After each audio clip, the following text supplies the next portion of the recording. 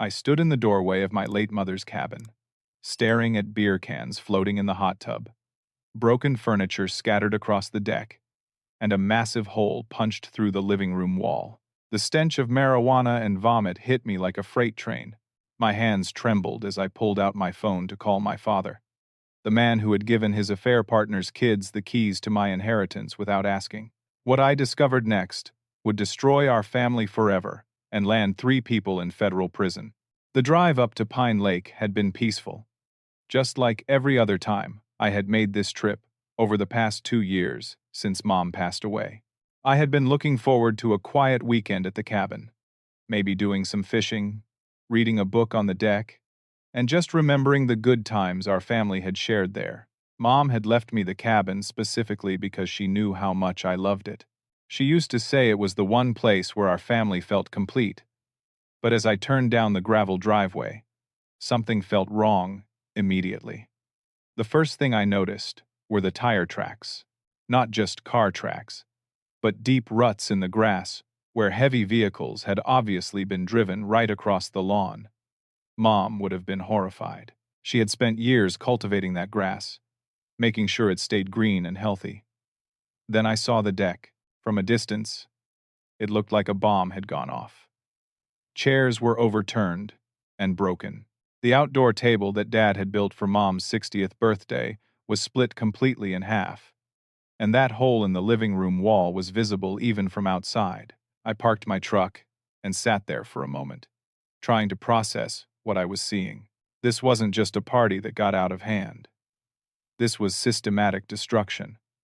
Walking up the front steps, I noticed the door was hanging open, one hinge completely torn off.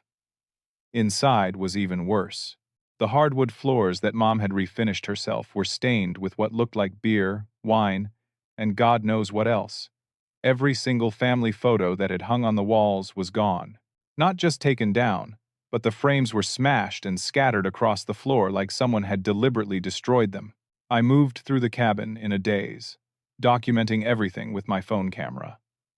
The kitchen cabinets had been ransacked, drawers pulled out and dumped. But it was when I reached the living room that I really understood the scope of what had happened. Mom's antique jewelry box, the one that had belonged to her grandmother, was missing from the mantel.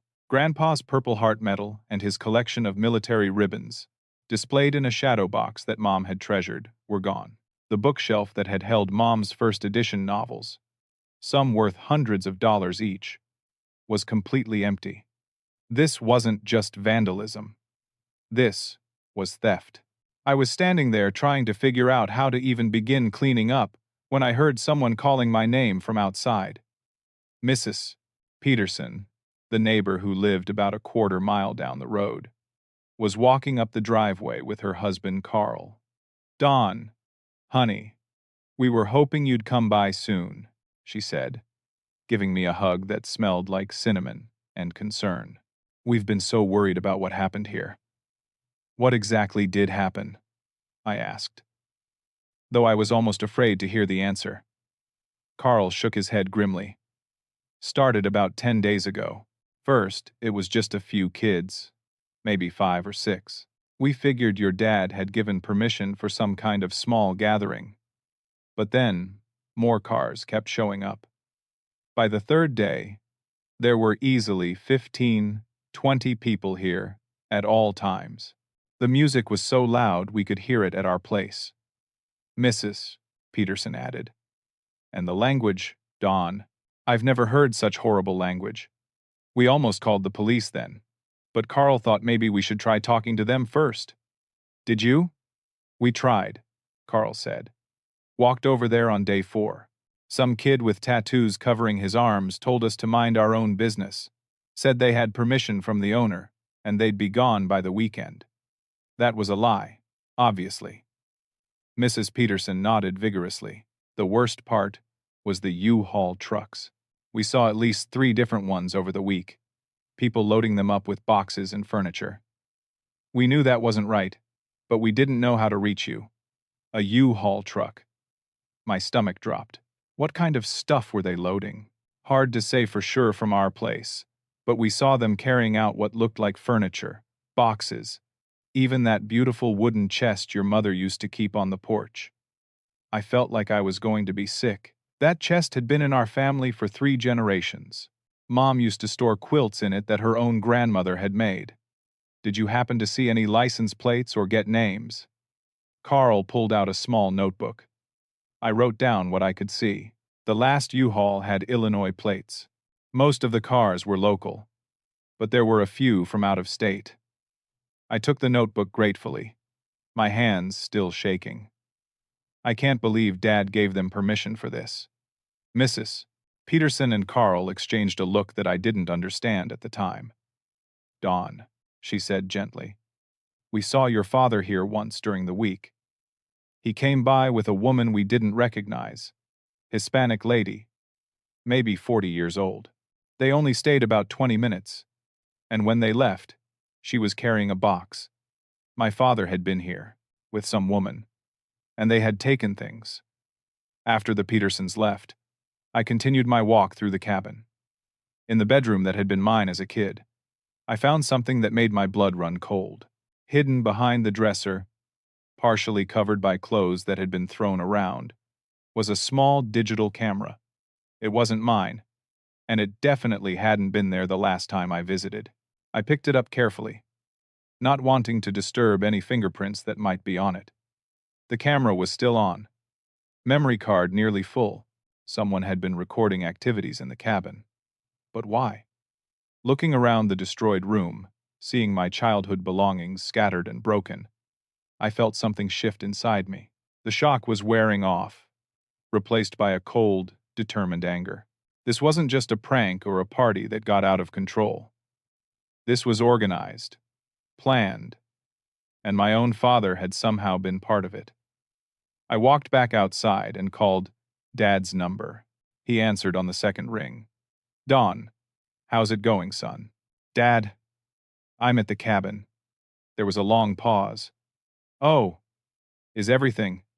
How does it look? How does it look? I couldn't keep the anger out of my voice anymore. It looks like a war zone, Dad. Everything's destroyed. Mom's jewelry is gone. Grandpa's medals are gone. There's a hole punched through the living room wall. Another pause, longer this time. Don, I can explain. You better, I said, walking toward my truck. I'm coming over right now, and you're going to tell me exactly what happened here. As I drove toward Dad's house, my mind was racing. 10 days. He had given someone permission to use Mom's cabin for 10 days, and they had systematically destroyed and robbed the place. The woman, Mrs. Peterson, had described. The U-Haul trucks, the hidden camera. Nothing about this made sense, but I was going to get answers. Dad's house looked the same as always when I pulled into the driveway 20 minutes later. Same white picket fence that needed painting. Same overgrown rose bushes that Mom used to tend so carefully. But everything felt different now. I wasn't sure I really knew the man who lived here anymore. He was waiting for me at the front door, still wearing his weekend clothes and looking older than I remembered. The past 2 years since Mom died had been hard on him, I knew that. But what I was about to learn would explain a lot more than just his grief. Come in, son, he said quietly. We need to talk.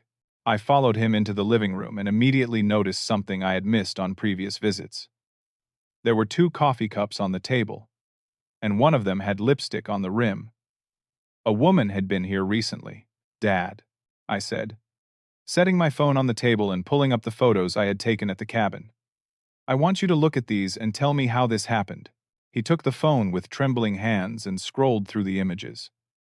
I watched his face go pale as he saw the destruction, the missing items, the evidence of what could only be described as a crime scene. I had no idea it was this bad, he whispered. You had no idea. I stood up, unable to sit still any longer. Dad, you gave someone the keys to Mom's cabin. Our cabin. My cabin. You had to know something like this could happen. It wasn't supposed to be like this, he said, setting the phone down. Diana said her kids just needed somewhere quiet to stay while they studied for finals. She said they were good kids, Responsible. Diana. This was the first time he had mentioned a name. Who is Diana? Dad looked up at me with eyes that were full of shame and something else I couldn't identify. Fear. Maybe. Diana Martinez. I met her at grief counseling about a year ago. She lost her husband in a car accident 2 years before your mother passed. We've been seeing each other. The words hit me like a physical blow. Seeing each other? Dad? Are you telling me you're having an affair? It's not an affair, he said quickly. Your mother has been gone for 2 years, Don. I was so lonely. And Diana understood what I was going through. She was kind to me when I needed it most. I sat back down heavily, trying to process this information. My father, who had been married to my mother for 38 years, who had cried at her funeral and spent months barely leaving this house, was dating someone. And he had given this woman's children access to my inheritance. Tell me exactly what happened, I said, trying to keep my voice level. Dad ran his hands through his thinning hair. Diana has 2 kids, Jake and Sarah. Jake just turned 19, and Sarah is 17.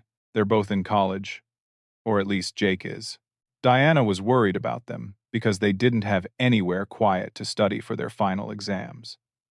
Their apartment is small and noisy, and she was afraid they'd fail their classes. So you offered them the cabin. She asked about it.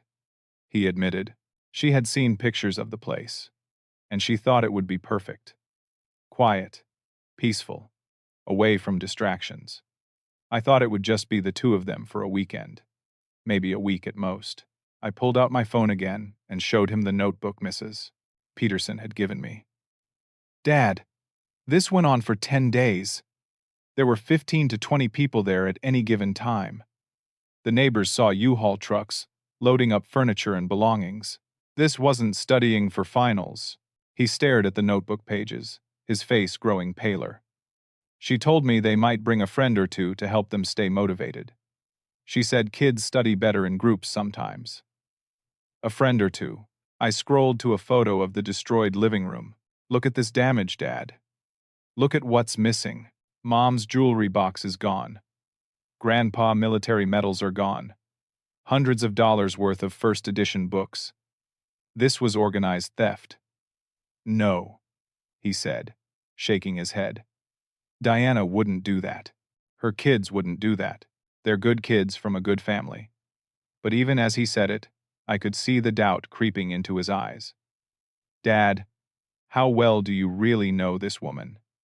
He was quiet for a long moment.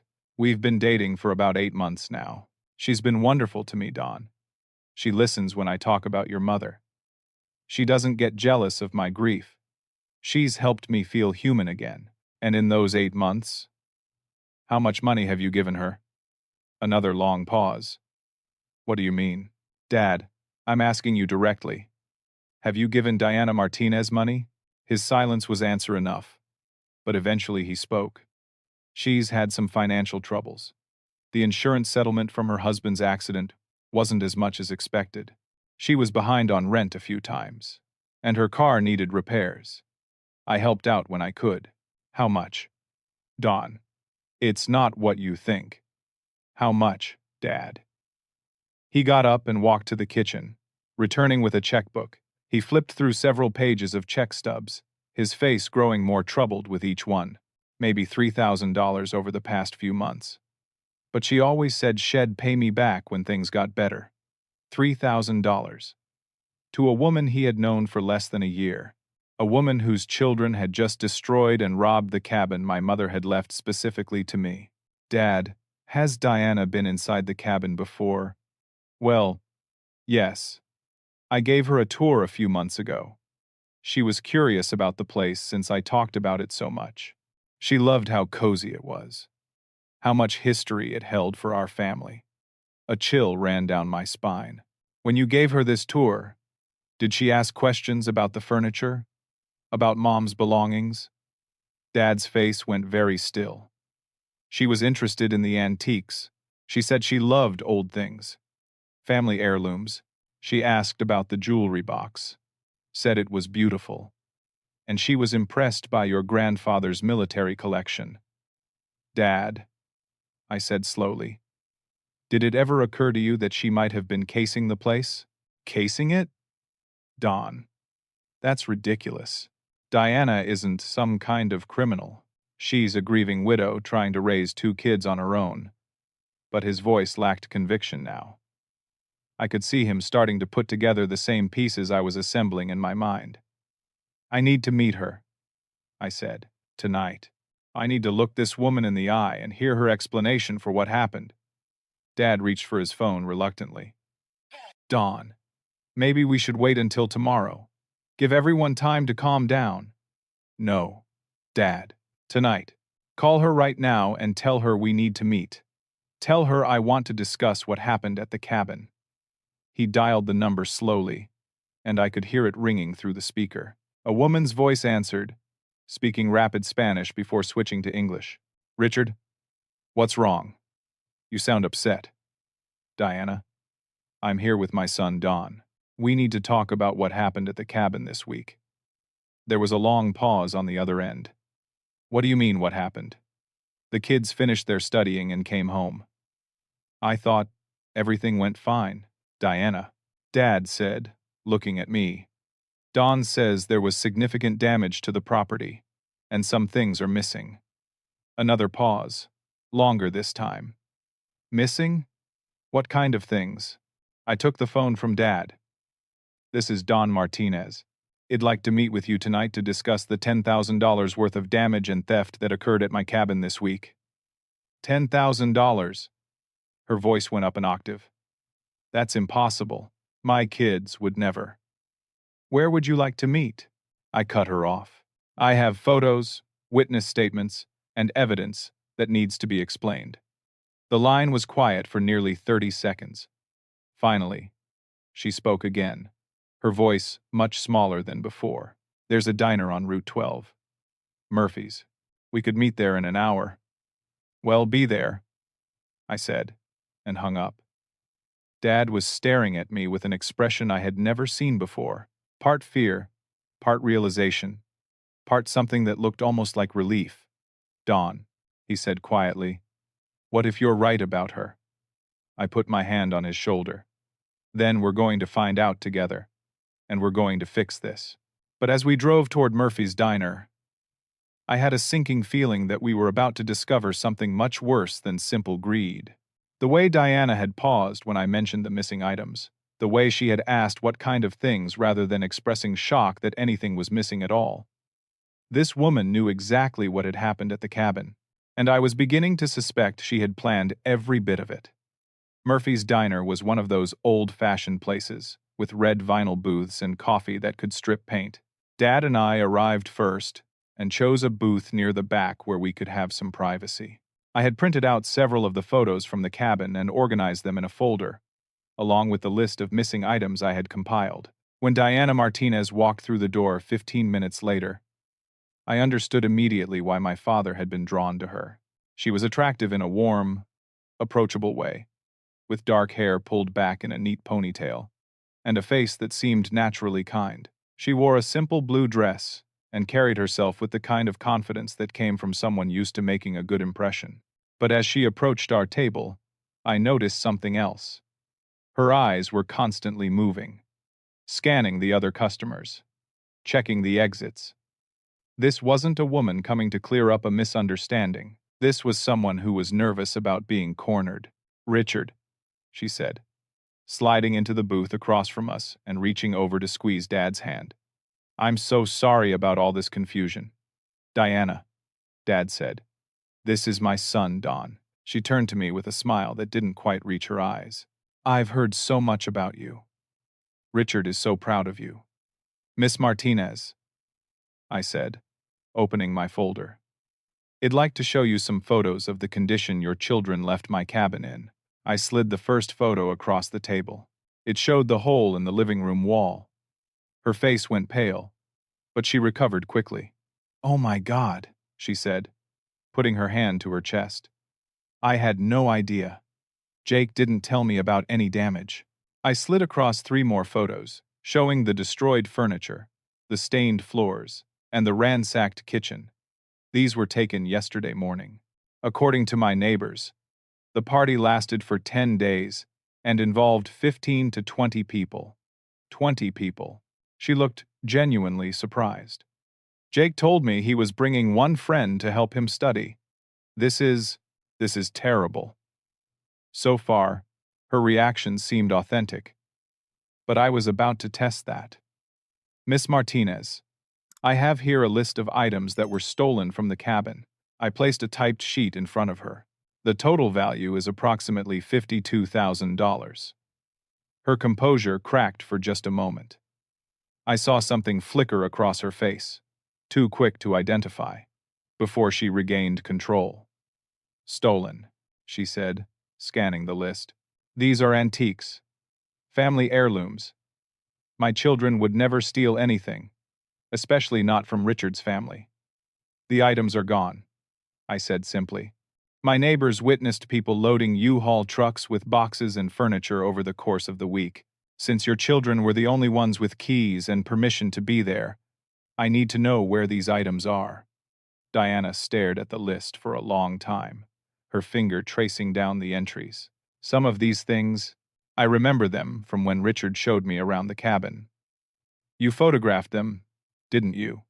I asked. She looked up sharply. What? When Dad gave you the tour? You took pictures of the jewelry box, the military medals, the rare books. Didn't you?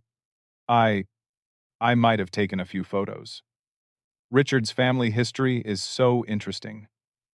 I wanted to show my kids the kinds of things that represent American heritage. Dad was watching this exchange with growing alarm. Diana, why would you photograph Don's mother's belongings? It wasn't like that, she said quickly. I just thought they were beautiful, historical. But I could see the wheels turning in her head now, and I decided to push harder. Miss Martinez, who did you show those photographs to? What do you mean? After you took pictures of my family's belongings, who did you share them with? She looked between Dad and me, clearly calculating her next move. I don't understand what you're implying. I'm not implying anything. I'm asking directly. Did you show those photographs to anyone else? She started, then stopped. Her phone buzzed on the table, and she glanced at it automatically. Her face went completely white. Is everything all right? Dad asked. I need to take this, she said, reaching for the phone. But I was faster. Actually, I said, I think we should finish our conversation first. But the damage was done. I had seen the text message preview on her screen. Marcus says the shipment is ready for Tuesday delivery to Chicago. Did you get the rest of the items? Diana stared at me, as she realized I had read the message. For the first time since she had walked into the diner, her mask completely slipped. The warm, grieving widow disappeared, replaced by someone who looked trapped and desperate. Diana, Dad said quietly. What shipment? She looked at him with something that might have been regret. Richard, it's not what you think. What I think, I said, is that you and your children, along with someone named Marcus, have been running a theft operation. You target grieving families, gather information about valuable possessions, and then arrange for those items to be stolen. That's not, she started. But her phone buzzed again. This time she lunged for it. But I was ready. Miss Martinez, I said, standing up. I think this conversation needs to continue at the police station. She stood up too, her purse clutched tightly in her hands. You don't understand. My kids were just trying to help someone who offered them money for old things. They didn't know it was wrong. Help someone? You mean Marcus? She realized she had said too much. I need to go. No, Dad said, and his voice was stronger than I had heard it since Mom died. Diana, you need to explain what you've done to my family.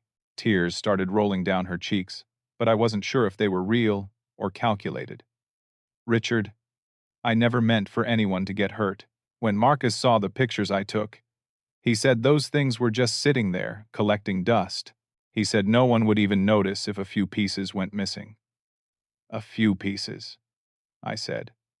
You cleaned out the entire cabin. That wasn't supposed to happen, she said, her voice rising enough that other customers started looking our way. Marcus was only supposed to take 2 or 3 small items.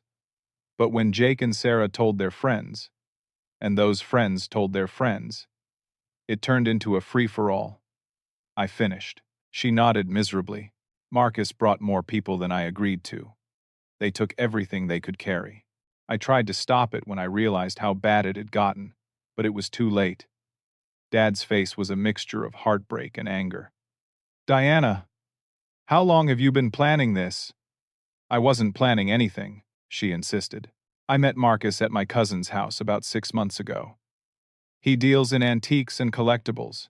When I told him about the beautiful things in Richard's family cabin, he offered to pay my kids good money to bring him a few pieces. I thought it would help with their college expenses. 6 months ago, I said. Right around the time you started asking Dad for money. She looked down at her hands. The money Richard gave me went to Marcus as a down payment. He said he needed it to arrange transportation and buyers. Dad stood up so suddenly that his coffee cup rattled on the table. You took my money and used it to pay someone to rob my dead wife's belongings.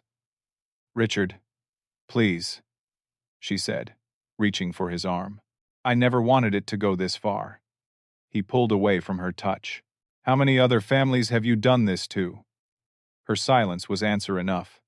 I pulled out my phone and started dialing 911. Diana Martinez. I'm calling the police now. You can either stay here and try to explain yourself to them, or you can leave and make this much worse for yourself.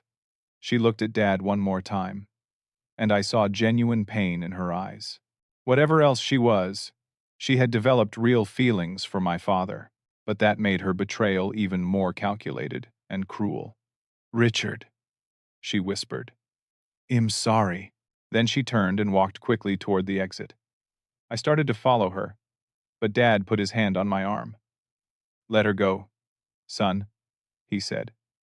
She'll just keep lying anyway. We have enough to give the police. As we watched her drive away, Dad sat back down heavily. Dawn, I'm so sorry. I've been such a fool.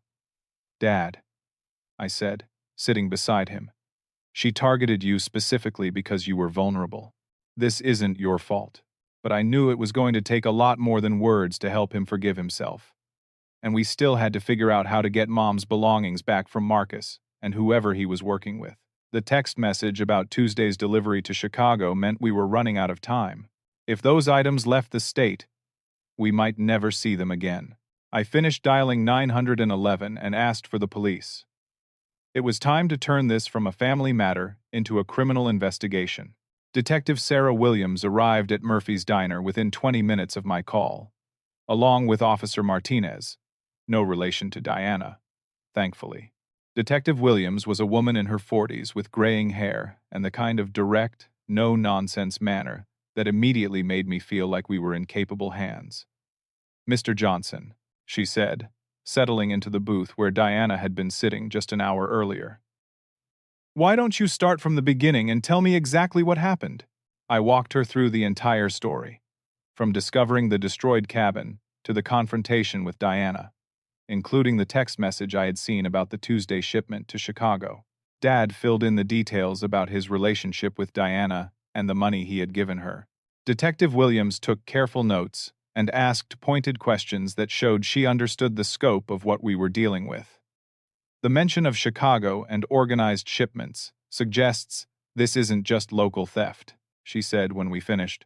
This sounds like an interstate operation, which means federal law enforcement might need to be involved. What do we do now? I asked. First, we need to process the scene at your cabin. I'll need you to meet me there tomorrow morning to walk through everything again and provide a detailed inventory of missing items. Second, we need to track down Diana Martinez and her children. Officer Martinez looked up from his notepad. I know the Martinez family. They live in the Riverside Apartments on 5th Street. Jake Martinez has a record for petty theft and underage drinking. Nothing major, but he's been on our radar. Detective Williams nodded. Well, bring them in for questioning tomorrow. In the meantime, Mr. Johnson, I need you to avoid any contact with the family. Let us handle this professionally. The next morning, I met Detective Williams at the cabin, along with a crime scene technician who photographed everything and dusted for fingerprints. Walking through the destruction with a police officer made the violation feel even more real. This wasn't just property damage anymore.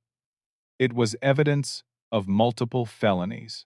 Your neighbors mentioned seeing Illinois license plates on the U-Haul trucks, Detective Williams said as we stood in the empty living room. We're running those plate numbers now. We should have information about who rented the trucks by this afternoon. The crime scene tech emerged from the bedroom with the hidden camera I had found. This is interesting, she said. It's a high-end surveillance camera, the kind used for security systems, but it was hidden deliberately, not mounted openly. Meaning what? I asked. Meaning someone wanted to record what was happening in this room without other people knowing they were being filmed, Detective Williams explained. That suggests planning and forethought. By noon, we had our first breakthrough. The U-Haul trucks had been rented by Jake Martinez, using a credit card that belonged to Diana. But more importantly, the rental agreement listed a return location in Chicago, specifically an address in an industrial district known for antique warehouses. We contacted Chicago PD. Detective Williams told me over the phone that afternoon. They're familiar with the address. It's a warehouse owned by Marcus Webb, who has a history of dealing in stolen antiques and art, so Diana was telling the truth about Marcus. Part of it, anyway. Marcus Webb has been arrested twice in the past 5 years for receiving stolen goods, but the charges were dropped both times due to lack of evidence. He's smart and careful, which makes him dangerous. That evening, Detective Williams called with more news. We brought in Jake and Sarah Martinez for questioning. Jake broke pretty quickly when we showed him the evidence. He admits to organizing the party and loading the stolen items, but he claims his mother promised him it was all legal. What about Sarah?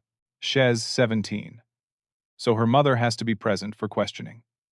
But Jake says Sarah was the one who actually contacted most of the people who came to the party.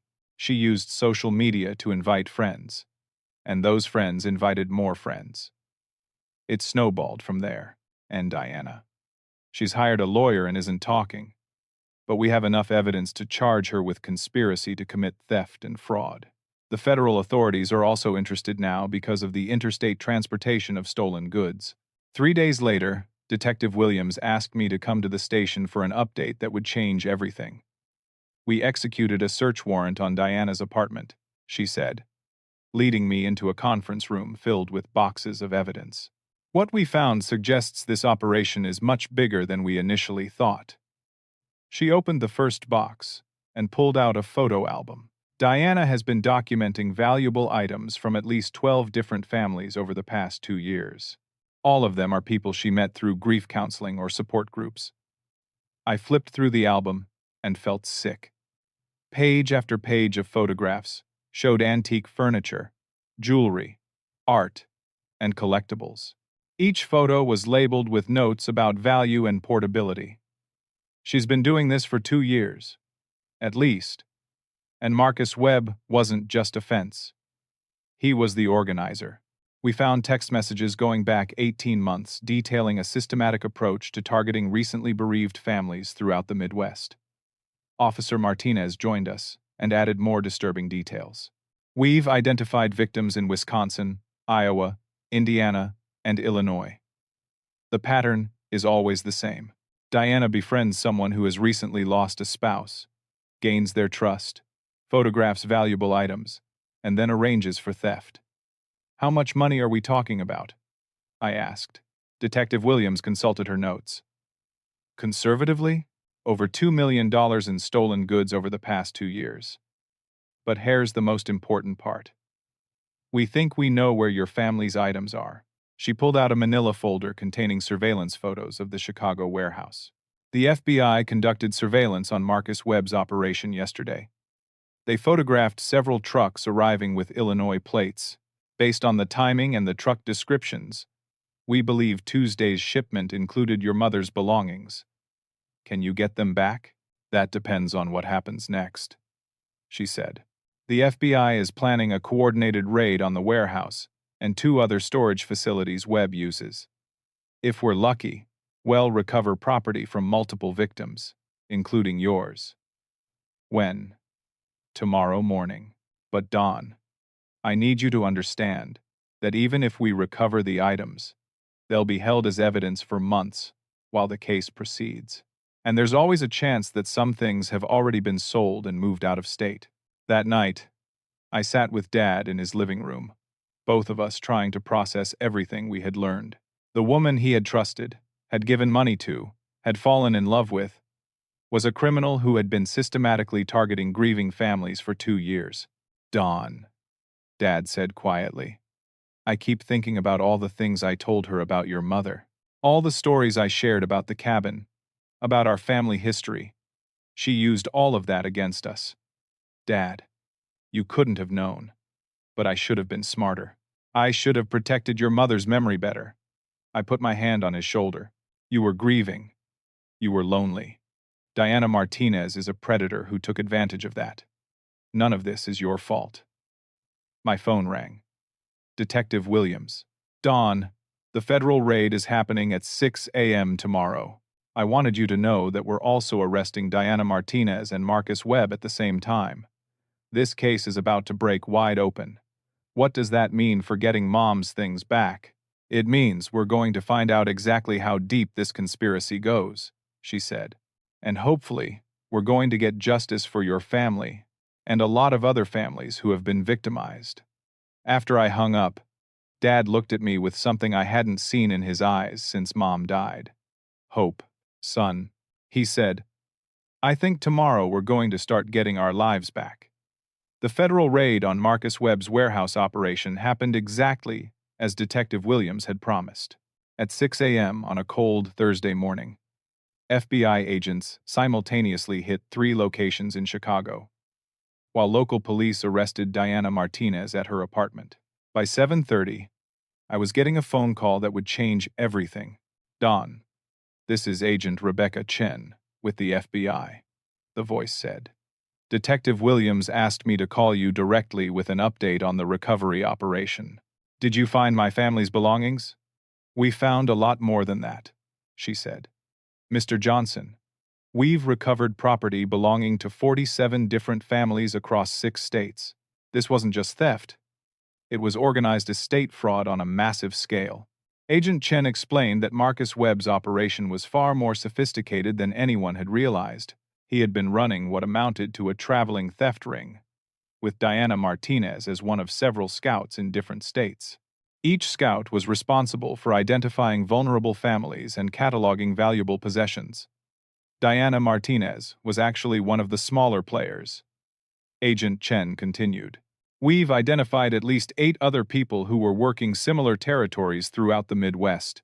They were all feeding information to Marcus Webb, who would then organize systematic theft operations. What about my mother's things?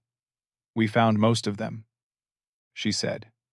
And I felt relief wash over me like a wave. Your grandfather's military medals, your mother's jewelry box, most of the rare books. Some of the furniture had already been sold, but we're working with the buyers to recover those pieces as well. When can I get them back? This was where things got complicated. Mr. Johnson, these items are evidence in a federal case that's going to involve dozens of defendants across multiple states. The earliest you could expect to receive them back would be 6 to 8 months from now. And that's if everyone pleads guilty and there are no trials. 6 to 8 months. It was better than never. But it still meant that pieces of my mother's life would be locked away in an evidence room instead of back where they belonged.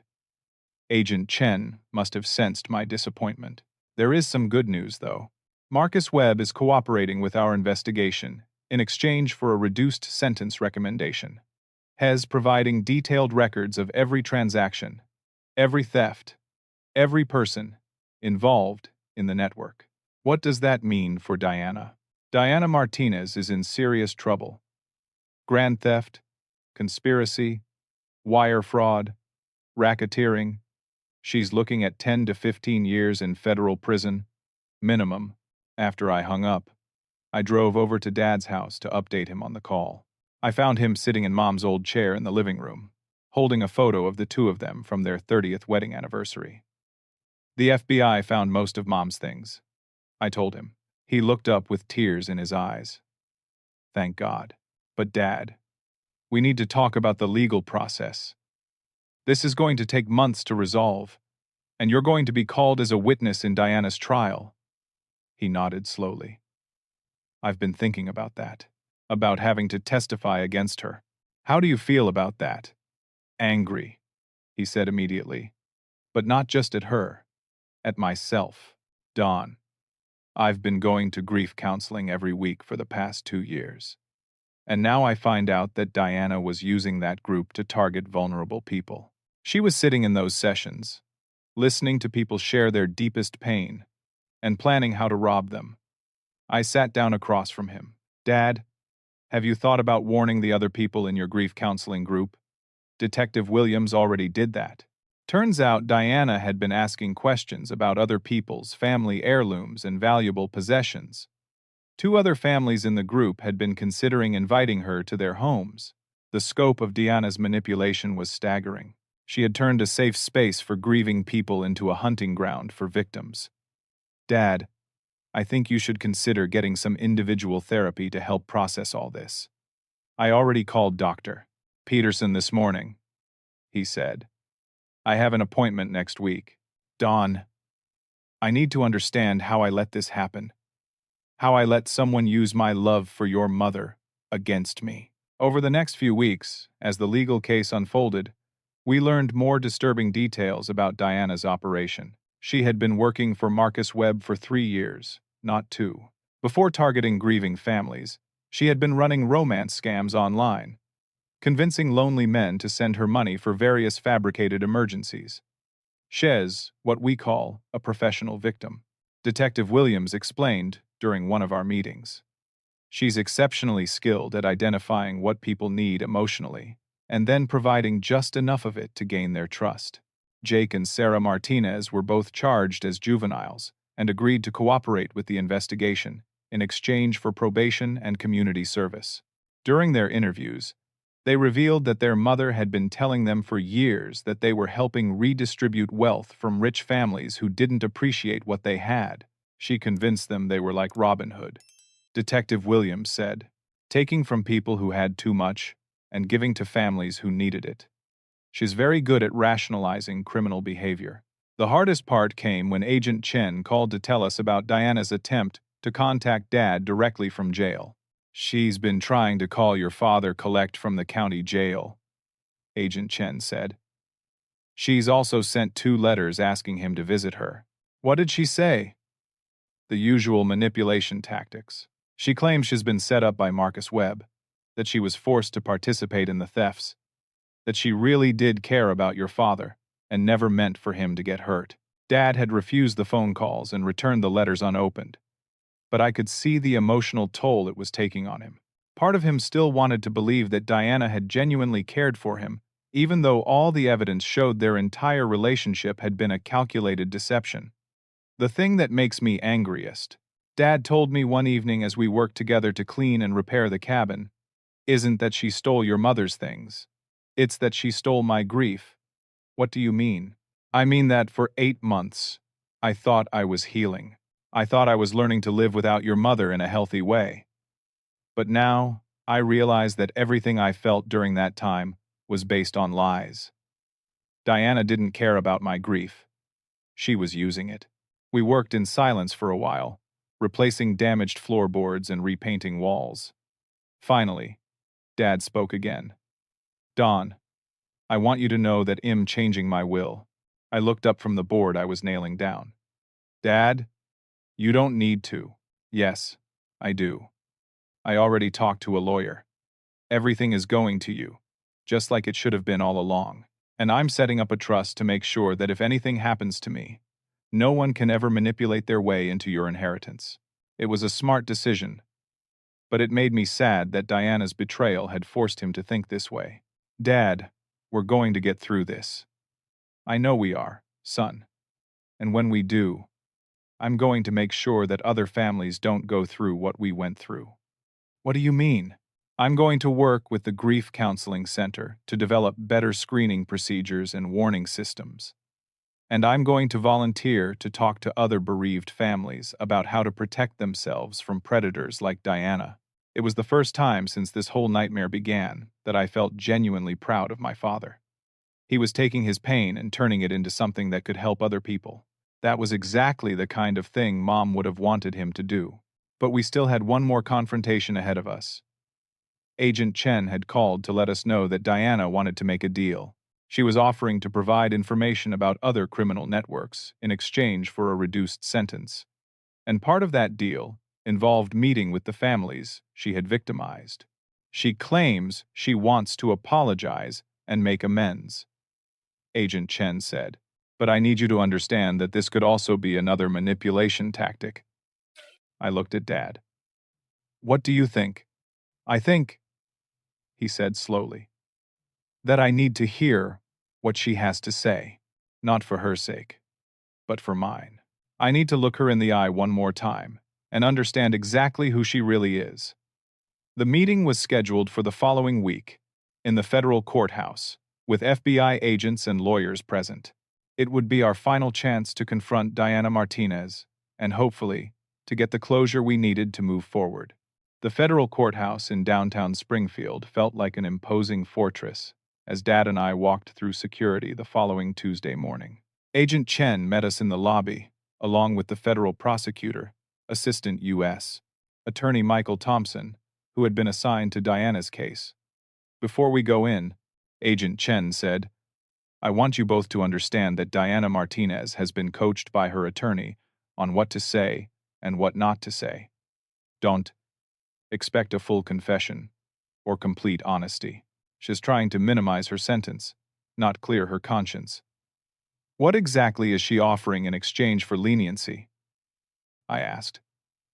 Prosecutor Thompson answered, information about Marcus Webb's network in 3 other states, details about money laundering operations, and the location of stolen goods that haven't been recovered yet. If her information leads to successful prosecutions, her sentence could be reduced from 15 years to 8 years. 8 years still seemed like a light punishment for destroying so many families' lives. But I understood that the federal justice system was more about stopping future crimes than punishing past ones. We were led into a small conference room with a table and 6 chairs. Diana was already there with her attorney, a sharp-looking woman in an expensive suit who clearly specialized in white-collar crime defense.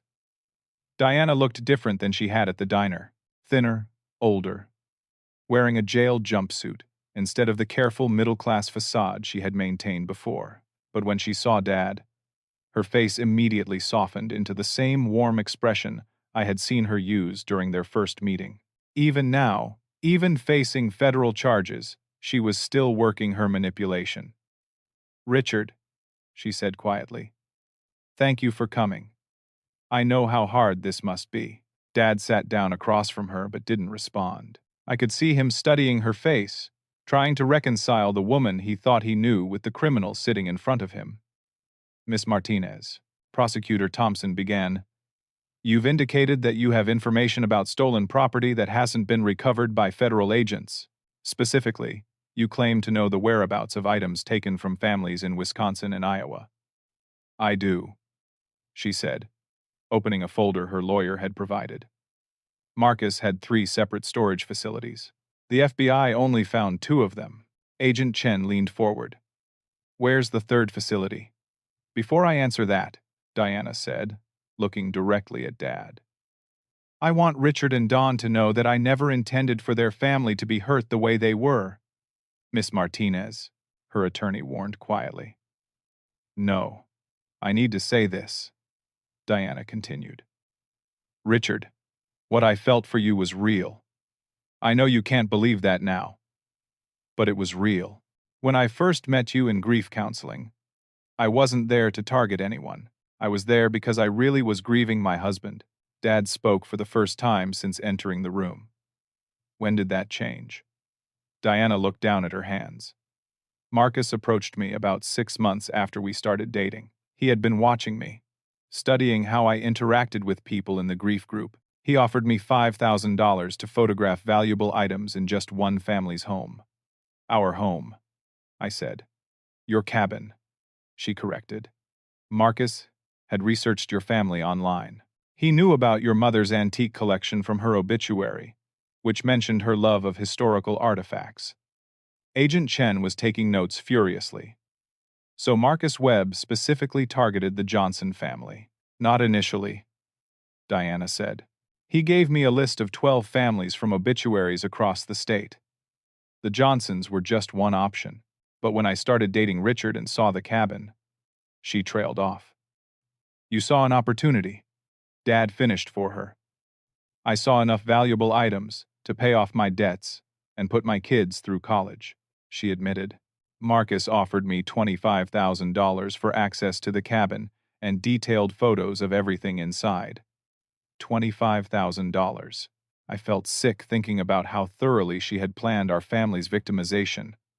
Diana, Dad said, and his voice was steady but cold. Did you ever care about me at all? Or was it all part of the plan? She looked up at him with tears in her eyes. Richard, I swear to you, my feelings were real. When Marcus first suggested targeting your family, I almost said no, because I was starting to care about you. But you didn't say no. I needed the money. My kids needed the money. And Marcus said it would just be a few small items. Things you'd never even notice were missing. $25,000 worth of small items we'd never notice, I said. Her lawyer placed a warning hand on her arm, but Diana continued talking. Marcus lied to me too. He promised it would be quick and clean. Just Jake and Sarah taking a few pieces while they studied at the cabin. But when they got there, Marcus had other people waiting. People I had never met, who started taking everything they could carry, including organizing a 10-day party to cover up the theft. Agent Chen added. That wasn't part of the plan, Diana said emphatically. Jake and Sarah were supposed to be there alone, but Marcus told them to invite friends to make it look like a normal college party. Then those friends invited more friends, and it spiraled out of control. Prosecutor Thompson consulted his notes. Miss Martinez, you mentioned a third storage facility. We need that information now. Diana looked at her lawyer, who nodded reluctantly. There's a warehouse in Rockford, Illinois. Unit 47B, at Midwest Storage Solutions. Marcus rents it under the name Robert Weber.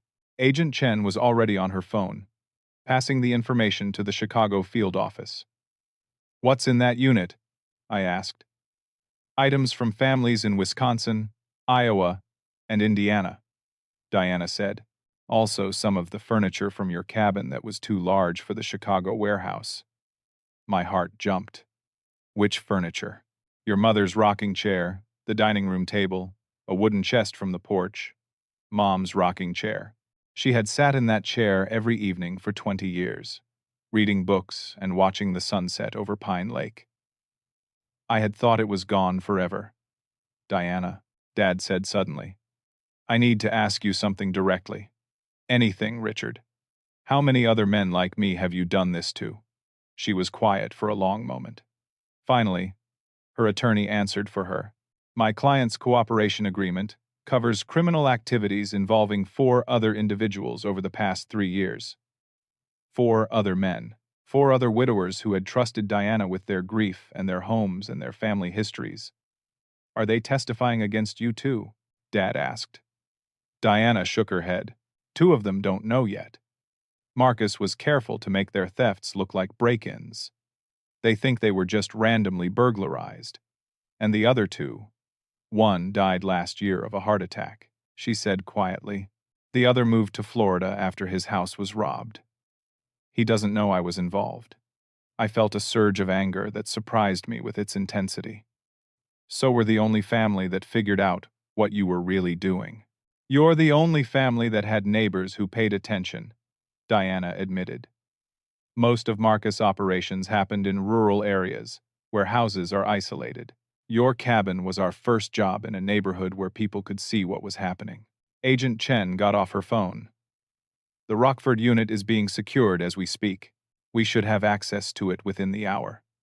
Miss Martinez, Prosecutor Thompson said. You mentioned money laundering operations. Well, need details about those as well. Diana's attorney consulted her own notes. My client can provide bank account numbers, transaction records, and contact information for buyers in 7 states. But Shell need the plea agreement finalized before providing those details. The plea agreement depends on the value of her information, Thompson replied. If the Rockford storage unit contains what she claims, and if her financial information leads to additional arrests, we can discuss reduced sentencing. I looked at Diana one last time. Is there anything else you haven't told us? Anything else we need to know about what you did to our family? She met my eyes directly. Dawn, I swear to you, everything your family lost will be recovered. Marcus kept detailed records because he was paranoid about the IRS. Every item taken from your cabin is documented somewhere. That's not what I asked, I said. I asked if there was anything else you did to hurt our family. Diana looked confused. What do you mean? The hidden camera we found in the bedroom? Agent Chen said. Who placed that, and why? Diana's face went pale. What camera? Miss Martinez, her attorney said sharply. Don't answer that.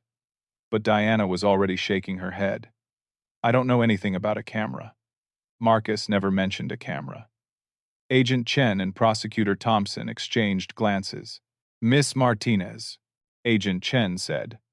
Someone placed a sophisticated surveillance camera in the cabin, hidden behind the dresser in the main bedroom. Are you telling us you don't know who did that or why? I swear I don't know anything about a camera, Diana said, looking frightened for the first time since we had entered the room. Prosecutor Thompson stood up. We're going to need to investigate this camera issue further. Agent Chen, let's verify the information about the Rockford storage unit first. And then, we'll revisit the surveillance question. As we prepared to leave the room, Dad stood up and looked down at Diana one final time. Diana, I want you to know that I forgive you for what you did to me. But I will never forgive you for dishonoring my wife's memory. Diana burst into tears. Richard, please. I'm not finished, Dad said firmly. I'm going to spend the rest of my life making sure that what you did to our family doesn't happen to anyone else. Every time you think about your reduced sentence, I want you to remember that. As we walked out of the courthouse, Agent Chen's phone rang. She answered it and talked quietly for a few minutes before hanging up. The Rockford storage unit contained exactly what Diana promised, she said, including your mother's rocking chair and dining room table. But they also found something else interesting. What? Surveillance equipment, professional-grade cameras, recording devices, and computers with video files from multiple properties. It looks like Marcus Webb wasn't just stealing objects. He was recording his theft operations, possibly for insurance fraud or blackmail purposes. The implications of this hit me immediately. Are you saying he might have recordings of what happened at our cabin? We're going to find out, Agent Chen said. If those recordings exist, they'll provide evidence that could put Marcus Webb away for a very long time. As Dad and I drove home, I realized that we were finally approaching the end of this nightmare. Diana was cooperating with authorities. Marcus Webb was in federal custody, and most of Mom's belongings were being recovered. But more than that, we had learned something important about ourselves and each other. Dad had found the strength to stand up to the woman who had manipulated him. I had learned how to fight for my family's justice without letting anger consume me. And together, we were going to make sure that other families didn't suffer what we had suffered. Justice was finally being served. 6 months later, I stood on the deck of the cabin with Dad, watching the sun set over Pine Lake, just like Mom used to do every evening. The repairs were finally complete, and most of our family's belongings had been returned by the FBI. Mom's rocking chair sat in its original spot by the window, and Grandpa military medals hung once again in their place of honor above the fireplace. Diana Martinez had been sentenced to 8 years in federal prison after her cooperation led to the arrest of Marcus Webb's entire network across 6 states. Webb himself received 15 years for organizing the operation and would likely serve every day of that sentence.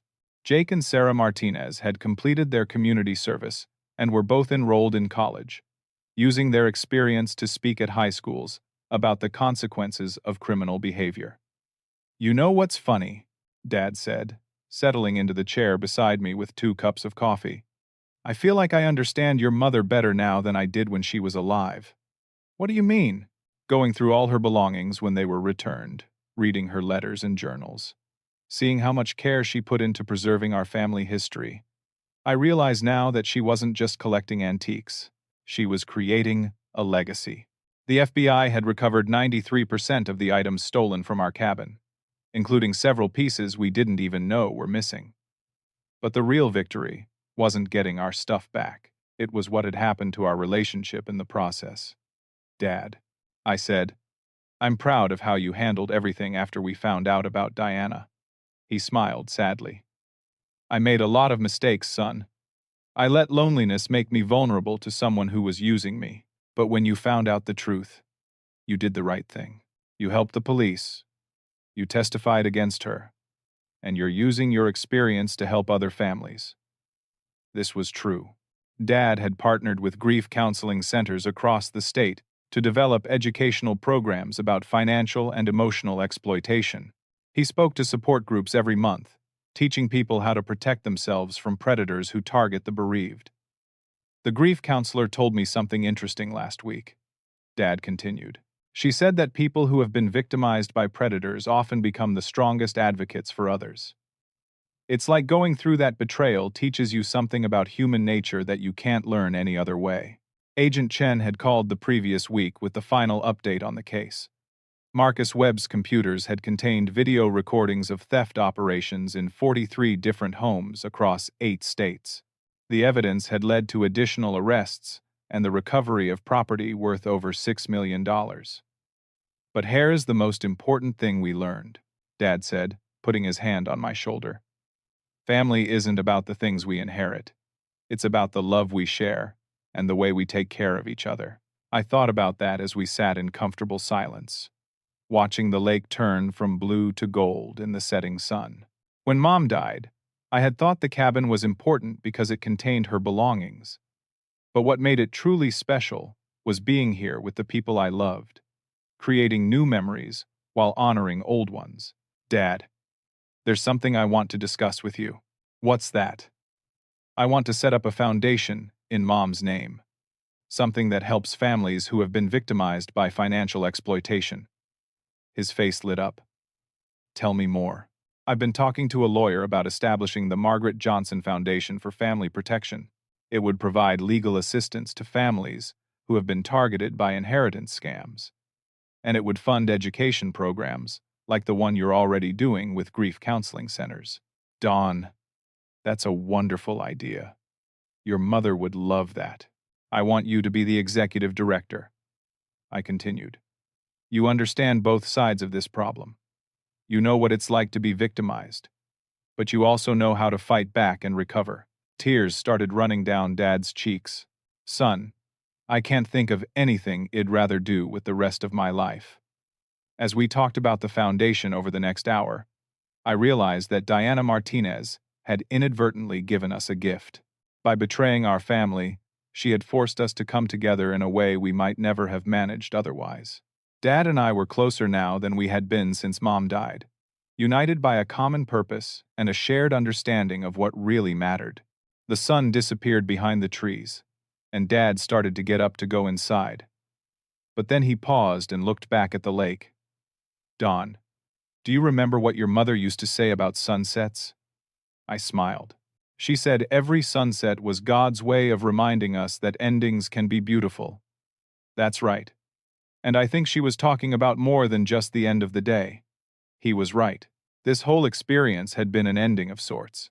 The end of our innocence about human nature. The end of Dad's isolation in his grief. The end of our family's vulnerability to people who would exploit our pain. But like Mom's sunsets, it was a beautiful ending because it led to something better. Dad, I said as we walked toward the cabin, I think Mom would be proud of how we handled all this. I know she would, son, and I think she'd be especially proud that we turned our pain into something that will help other families. As I locked the cabin door that night, I thought about all the families who had been victimized by Diana Martinez and Marcus Webb's network. Some had lost irreplaceable heirlooms that would never be recovered. Others had lost their sense of safety and trust in other people. But all of them had learned the same lesson we had learned: that love and family solidarity are stronger than any criminal scheme. The next morning, Dad and I drove back to town to meet with the lawyer about establishing the foundation. As we passed the diner where we had first confronted Diana, Dad pointed it out. "You know what I learned in that booth?" he said. "What?" "I learned that the truth might be painful, but it's always better than living with lies." That afternoon, we filed the paperwork to establish the Margaret Johnson Foundation for Family Protection. Our first case would be helping a family in Wisconsin whose elderly father had been scammed out of his life savings by someone pretending to be a romantic interest online. Our second case involved a woman in Iowa whose late husband's coin collection had been stolen by someone posing as an estate appraiser. But as satisfying as it was to help other people, the real reward was simpler than that. Dad and I had learned how to be a family again. We had taken our worst experience and turned it into our greatest strength. 6 months after that, the foundation had helped 23 families recover stolen property or obtain legal justice against the people who had exploited them. Dad had spoken at 42 different support groups and grief counseling centers. And every weekend, we met at the cabin to plan our next project and remember why we were doing this work. Mom's belongings were back where they belonged, but more importantly, her values were guiding everything we did: kindness, protection of the vulnerable, family loyalty, and the belief that justice was worth fighting for. As I write this story, I want to ask you something that I think about every day. Have you ever had someone in your life who took advantage of your trust during a difficult time? How did you find the strength to fight back and protect not just yourself, but other people who might face the same situation? I hope our story shows you that it's possible to turn betrayal into purpose and pain into protection for others. If this story touched your heart, please give it a like and share it with someone who might need to hear it. Subscribe to stay connected with stories that matter. And let me know in the comments about a time when you had to stand up for what was right, even when it was difficult. Thank you for listening to our family's journey from devastation to healing. I hope it reminds you that no matter how dark things get, there's always a way to find the light again, especially when you're not facing it alone.